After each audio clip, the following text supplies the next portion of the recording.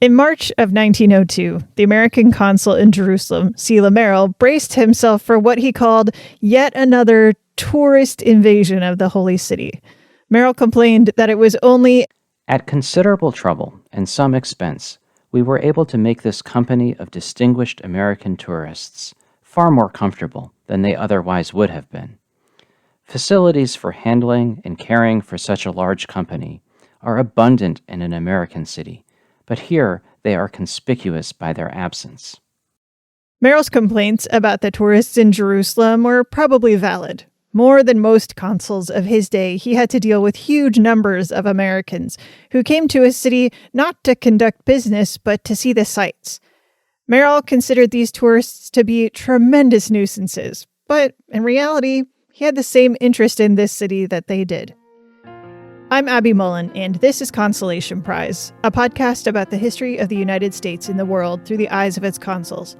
I'm really delighted to welcome to the show today our producer, Chris Stinson, who's going to help us figure out who this guy is and what his deal is and why should we care about him. So, hi, Chris. Hello. I think where we need to start this story is with the beginnings of American interest in the Holy Land. The people Merrill encountered are part of a long tradition of American interest in the Holy Land as part of the American story. Let's talk about the word, the Holy Land. When you say, why are Americans interested in the Holy Land? The Holy Land isn't really a place. That is, it's an idea, it's a concept. And when we read about it, especially in the 19th century, it's hard to say what people mean. We asked Shalom Goldman, who studies comparative religion, American religious history, and the Bible, to tell us more about this American interest. Usually we assume they mean what's now Israel, or maybe what's now Israel and Palestine, to the east. But the Holy Land could mean Egypt. It could mean Iraq. It could mean any place mentioned in the Bible. Commercially, when cooks and other companies started to have tours of the Holy Land, that would usually mean you start in Brindisi, Italy, and you sail across the Mediterranean. And then Asia Minor is the Holy Land because St. Paul preached there. So it's a very fluid term. This fluidity means that Americans could find themselves in many parts of the biblical story. I think this is the key to understanding in 2021, the kind of evangelical passion for Israel. Americans like to think of themselves as exceptional, the famous topic of American exceptionalism. And the great model for exceptionalism is the Hebrew Bible. A people chosen by God to go to a promised land. And many great scholars have pointed out that the American colonial settlers are motivated to a large extent. I mean, okay, there were the pragmatic motivations, but they're motivated by theology, which is they are fleeing George III, the Pharaoh, who they called the Pharaoh.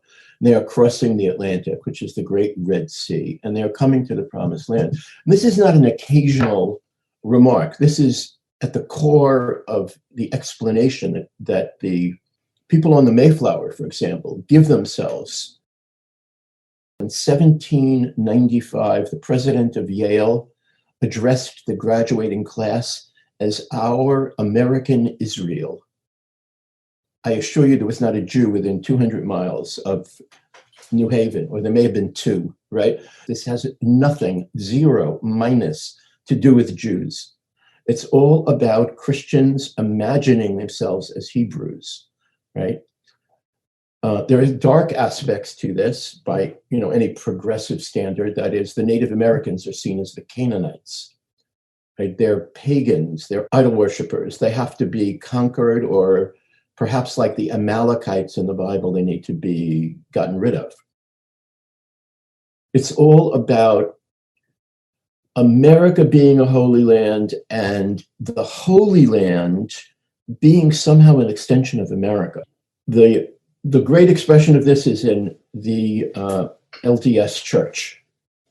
The concept of the two Holy Lands. We have American Zion, as in Zion National Park, and so much of Utah, which is named for biblical.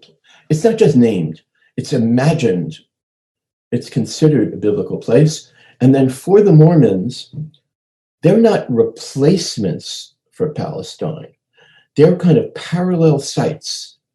So you have the Holy Land in the West, in the Americas, and you have the Holy Land in the East, in Jerusalem. So Americans were really interested in the Holy Land, not purely to be better Christians, but to be more complete American Christians.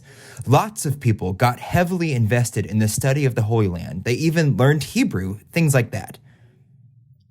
Since this kind of American connection to Palestine was so pervasive, it's not surprising that people wanted to visit. And they did visit, starting in the 19th century right up until today. All the other places in the Holy Land might be sacred or great to visit, like Bethlehem or Damascus, things like that, but Jerusalem is where the real action of the Christian story happened, the crucifixion and the resurrection of Jesus. So that's where tourists really wanted to go, and that's where consuls come in. If Americans were going to be traveling to the Holy Land, they needed someone who could help smooth their way. The guidance of a consul was especially important given the incredibly complex political and religious situation in Jerusalem.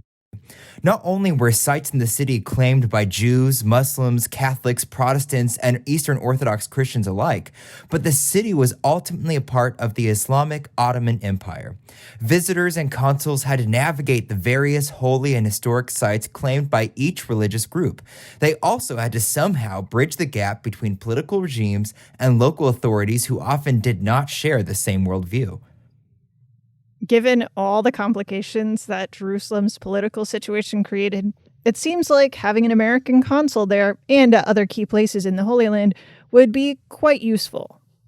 To be honest, though, consular affairs in Jerusalem got off to kind of a rocky start.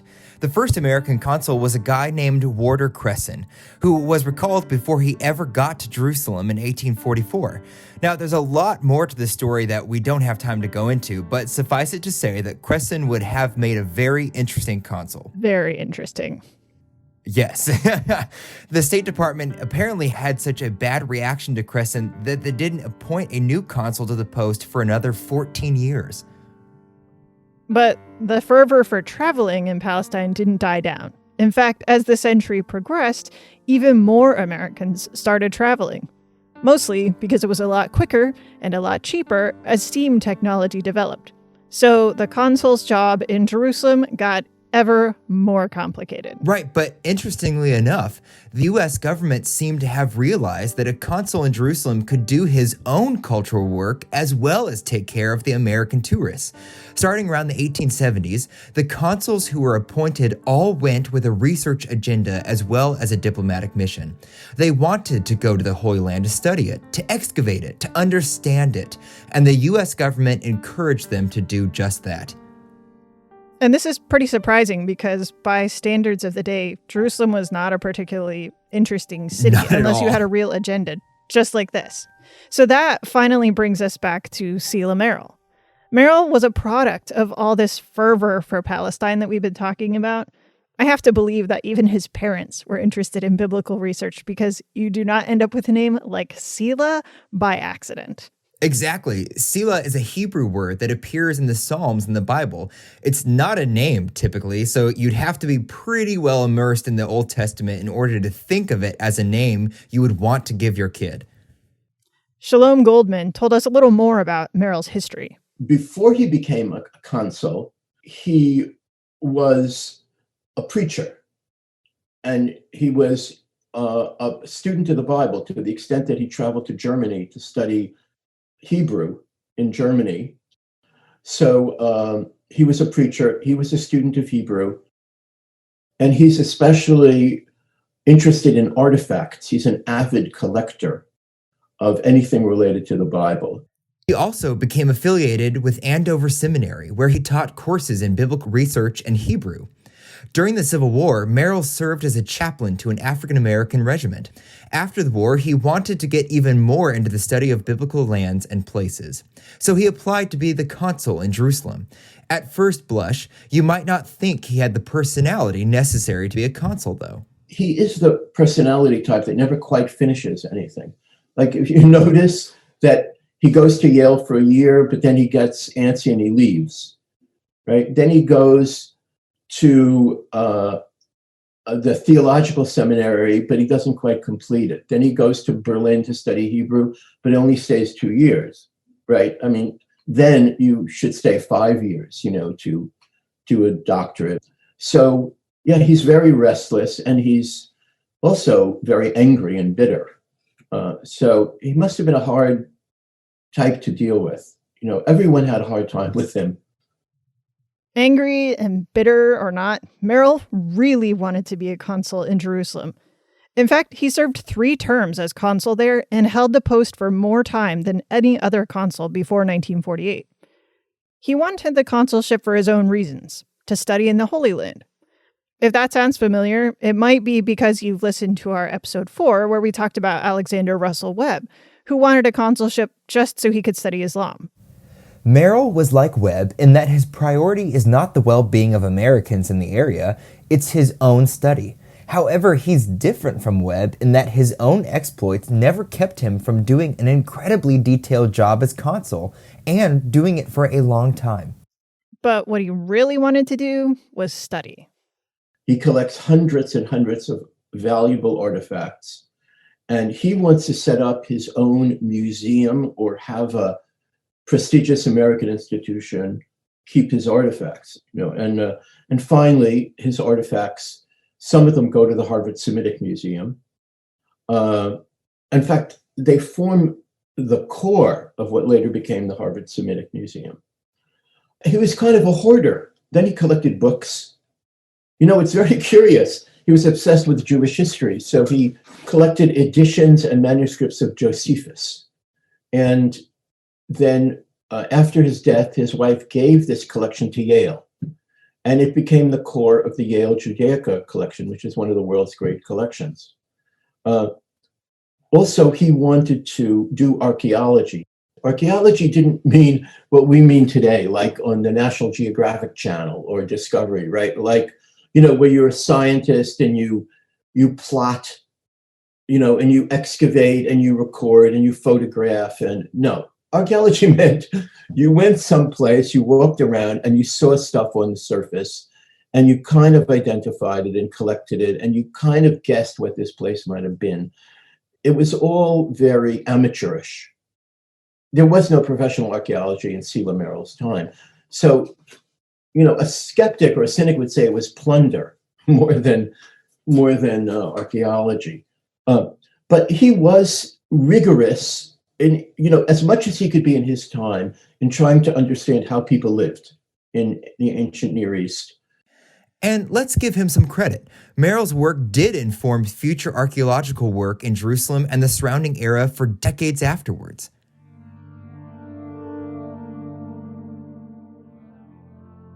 But for all we can tell, Merrill was a deeply unhappy man, and he is full of contradictions. He loved the historic Jerusalem and the Holy Land of antiquity, but he seems to have hated the Jerusalem that he actually lived in. There are a few reasons for that. First of all, it would be hard for someone who is as anti-Semitic as Merrill is to like it. In fact, he has a reputation for a long time after this for his anti-Semitism. He finds the city dirty. He finds the people lazy and terrible. Here's how he describes it, mashing up his disdain for the city and his anti-Semitism all into one paragraph that he wrote back to the Secretary of State. Jerusalem is one of the most crowded cities in the East. There is not room enough to give 1/2 of the population a decent place to live in.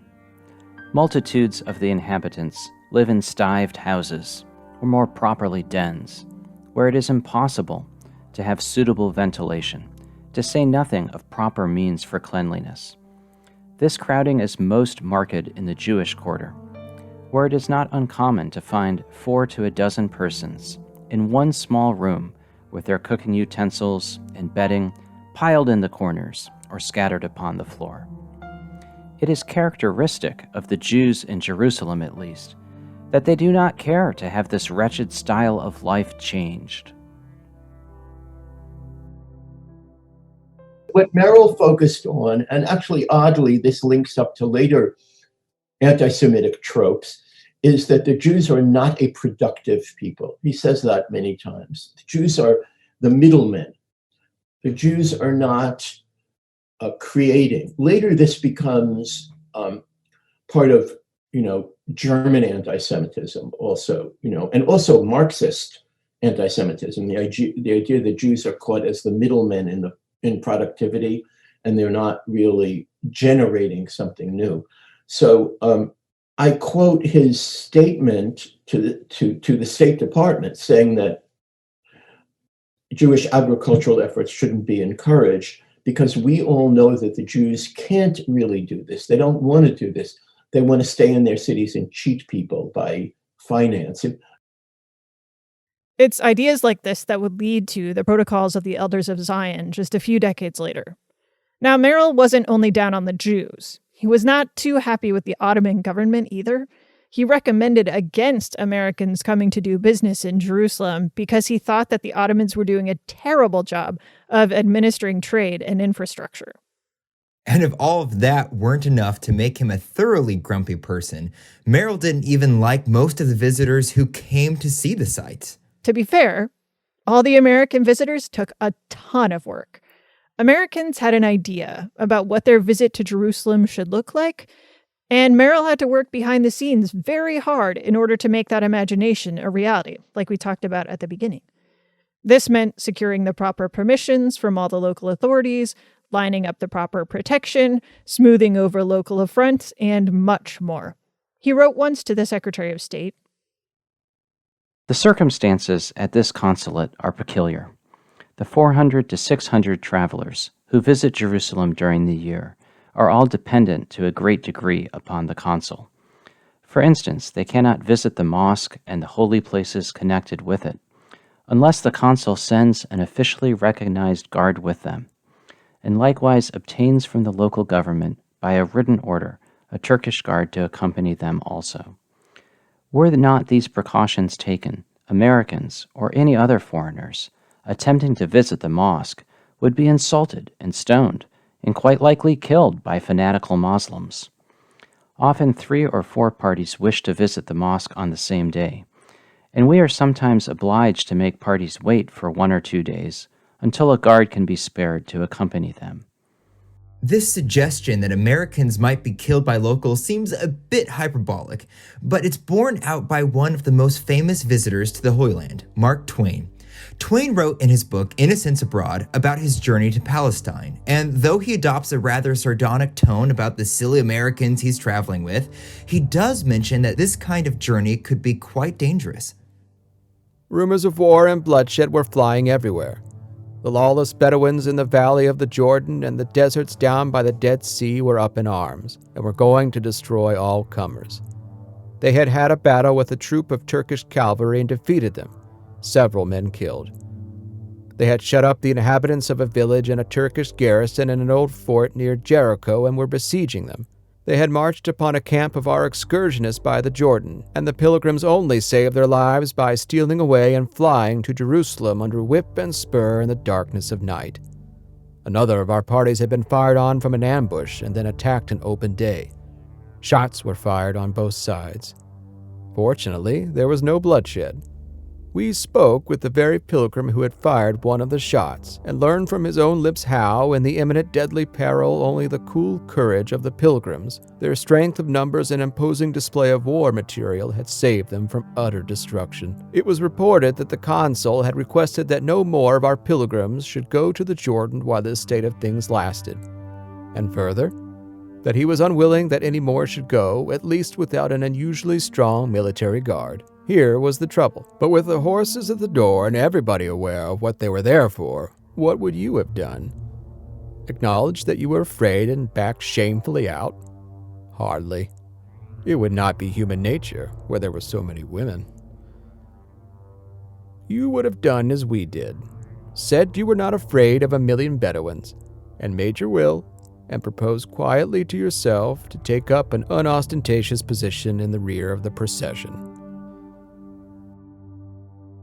More than that, Twain's writing points out the major problem with Merrill's job. It's impossible to make Jerusalem and its surroundings match up with the imaginary Holy Land that these tourists have constructed in their minds.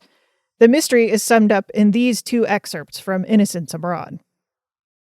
It seems curious enough to be standing on ground that was once actually pressed by the feet of the Savior. The situation is suggestive of a reality and a tangibility that seem at variance with the vagueness and mystery and ghostliness that one naturally attaches to the character of a god. I cannot comprehend yet that I am sitting where a god has stood, and looking upon the brook and the mountains which that god looked upon, and am surrounded by dusky men and women whose ancestors saw him, and even talked with him, face to face and carelessly, just as they would have done with any other stranger. I cannot comprehend this. The gods of my understanding have been always hidden in clouds and very far away. This is the ineffable, the mysterious, the feelings that people expect when they come to the Holy Land. And yet, when I was a boy, I somehow got the impression that the River Jordan was 4,000 miles long and 35 miles wide. It is only 90 miles long and so crooked that a man does not know which side of it he's on half the time. In going 90 miles, it does not get over more than 50 miles of ground. It is not any wider than Broadway in New York. There is the Sea of Galilee and this Dead Sea. Neither of them are 20 miles long or 13 wide. And yet, when I was in Sunday school, I thought they were 60,000 miles in diameter. Travel and experience mar the grandest pictures and rob us of the most cherished traditions of our boyhood. Well, let them go. I have already seen the empire of King Solomon diminish to the size of the state of Pennsylvania. I suppose I can bear the reduction of the seas and the river. Merrill ultimately couldn't prepare his American tourists for this inevitable letdown, but he could at least get them to the sites they wanted to see. And along the way, he might be able to help out other Americans who had come to the Holy Land in order to start tour companies to cater to these rich, elite, white Americans. So Mark Twain goes and kind of makes fun of the whole thing, of this commercialization of religion. Tours to see where this happened and not happened, and the site of miracles. And of course, people are making money out of it, and it becomes a business. It's kind of like from the sublime to the ridiculous, from the religious ideas to the commercial ideas, right? And many in between. Merrill really hated this part of his job. But if he did a bad job, it was certain that his boss, the Secretary of State, would hear about it. Remember, the people coming to Palestine were wealthy and elite. They had friends in high places. And Merrill knew that. And he even did find a little pleasure in taking certain elite guests around the city. For instance, Merrill recorded one visit from General Lew Wallace, who was, at the time, the U.S. minister to Constantinople. You might know Wallace for his novel Ben-Hur, which became a blockbuster movie starring Charlton Heston. See, American Mania for Palestine. Merrill thought very highly of Wallace, and he said so to the Secretary of State. But even the ones Merrill didn't like, he still had to try to get along with. His job depended on it, and his studies depended on his job. So if he wanted to keep collecting and reading and doing archaeology, he had to play nice. Ironically, he hated these tourists who came to visit Palestine, which is exactly what he did before he was a consul, when he undoubtedly had to get all the same papers from his predecessor in order to conduct his own archaeological trips. But it is true that this was a ton of work. For most of the visitors, Merrill was only on the hook for a short amount of time, kind of like cleaning the house before grandma shows up and then being on your best behavior while she's there. But the problem is that some Americans didn't leave. In fact, hundreds of Americans came to Jerusalem with the specific intent to stay. Merrill had the most clashes with one known as the American colony, but they were far from the first colonists in Jerusalem. At least since the 1840s, many zealous American Protestants had tried to colonize this little corner of the Ottoman Empire. There were people like William Miller and his Millerites, Mr. and Mrs. Philip Dixon, and most notoriously, a man named George J. Adams. Adams became infamous because he got a lot of interest and a lot of money and then basically drank the colony into the ground. All of these people shared a common theological belief, the belief that the end of days was upon them. Scholars call this conviction millennialism.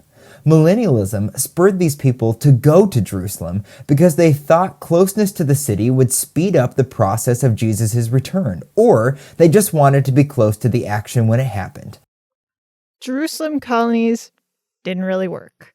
Not even close. The problem is that the actual Jerusalem didn't look like the Jerusalem they wanted, just like those tourists. And they still had to eat and live somewhere. And they didn't necessarily want to fit into the place they were actually in. So the consul had to take care of them and protect them. He had a big job. He had to make sure they could keep body and soul together while waiting for Jesus to come back. And let's just establish one thing here. Colony doesn't necessarily mean what we think when we generally think of colonies. This isn't like the 13 American colonies or sugar plantations in the Caribbean. Many of these colonists were more like squatters who weren't necessarily trying to take more land or feed back into a metropolitan system. They really were just there to wait. The most active colony during Merrill's tenure was the American colony. They had arrived in Jerusalem in 1881, just 1 year before Merrill came for the first time. Most of the colonists came from Chicago.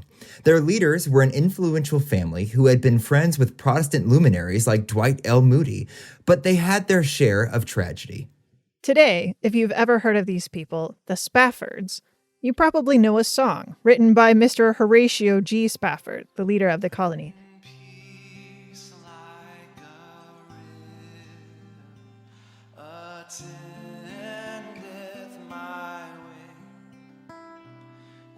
Sorrows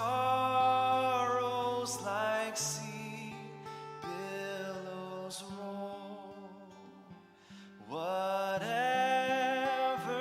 my lot, thou hast taught me to say, it is well. The song's called It Is Well With My Soul. He wrote this song after a terrible tragedy struck his family. His wife and 4 daughters were crossing the Atlantic when their ship sank, and only his wife survived, saved alone. He wrote the song in response to that tragedy, but only a few years later he lost another child to illness. After losing 5 children, Spafford started to rethink some of his Presbyterian beliefs. Specifically, he began to doubt whether people really would be condemned to eternal hell, especially children. This isn't surprising, given the terrible loss of children that he had endured. As Spafford began to question more of the key doctrines of Calvinism, such as the existence of hell, that suffering should be seen as divine punishment, predetermined salvation, his Presbyterian church objected. When he wouldn't recant, they removed him from the church and branded him a heretic. So Spafford's religious beliefs took an even more drastic turn, and he really doubled down on waiting for the Lord to return, which you can hear in It Is Well. This increased desire to wait for the Lord spurred him to make plans to go to Jerusalem and just, well, wait. And the Lord shall descend, even so it is well with my soul.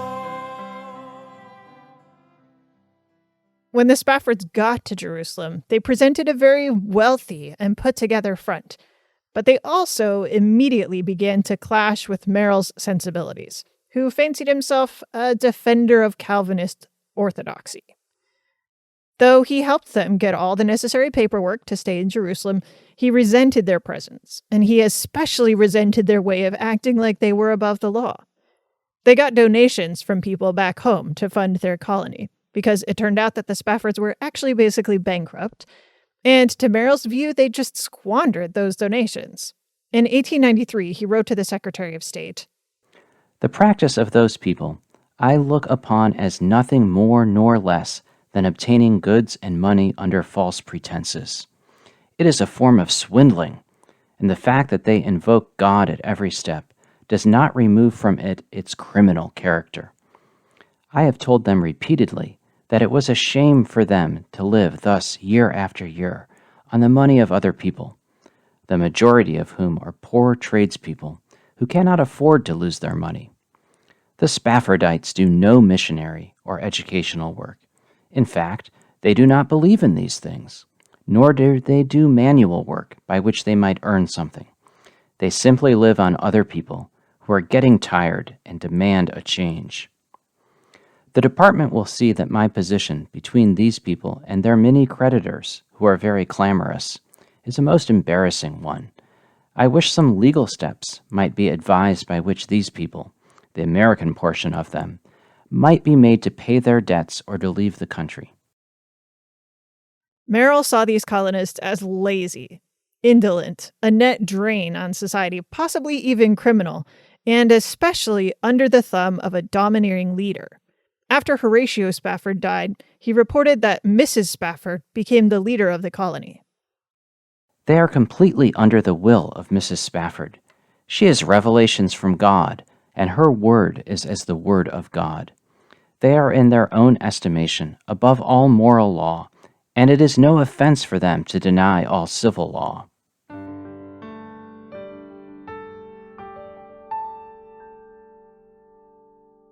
Merrill and the American colony engaged in a war of words with each other that lasted decades.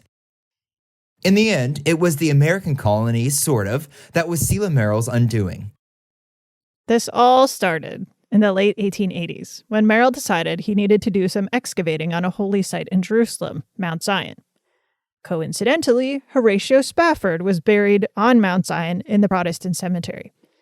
Merrill needed to dig in just that spot, apparently, so he had a portion of the cemetery dug up, and the bodies were reburied in a mass grave.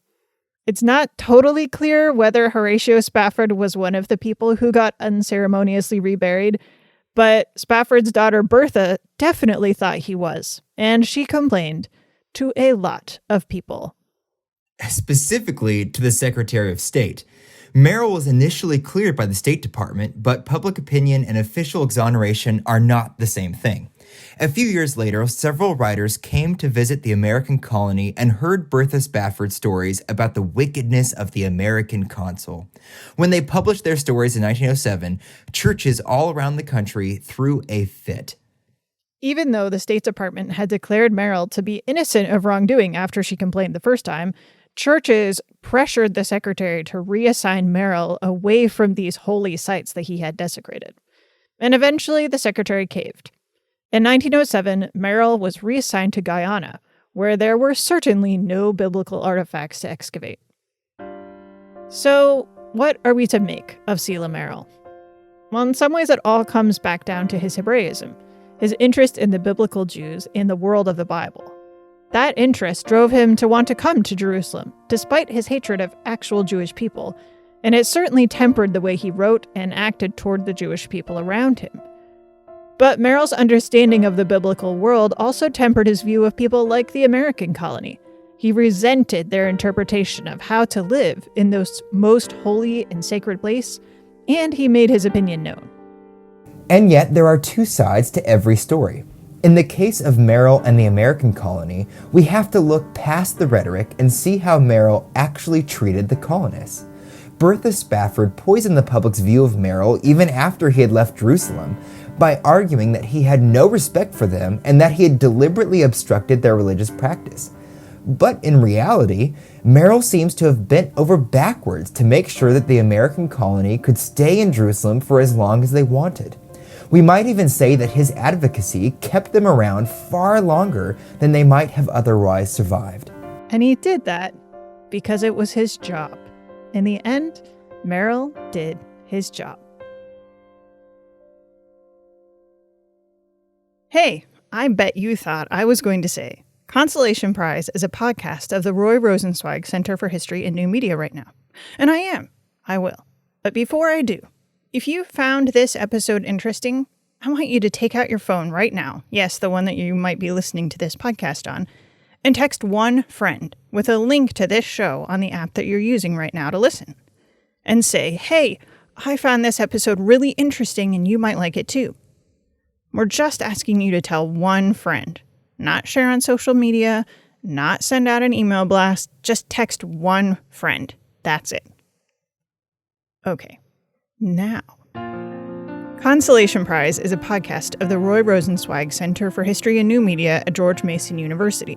I'm your host and producer, Abby Mullen, and my co-host and co-producer for today was Chris Stinson. Special thanks to our guest, Shalom Goldman. If you want to know more about him, you can check out our show notes at consolationprize.rrchnm.org, where you can find a guest bio, a full transcript, and a list of more resources. Our music is, as always, by Andrew Cody. Special thanks this week to Jamie Brown for singing It As Well.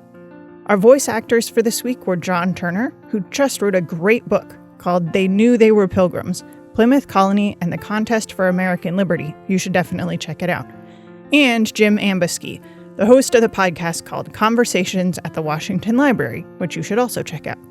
Most of all, thanks to you for listening to our show.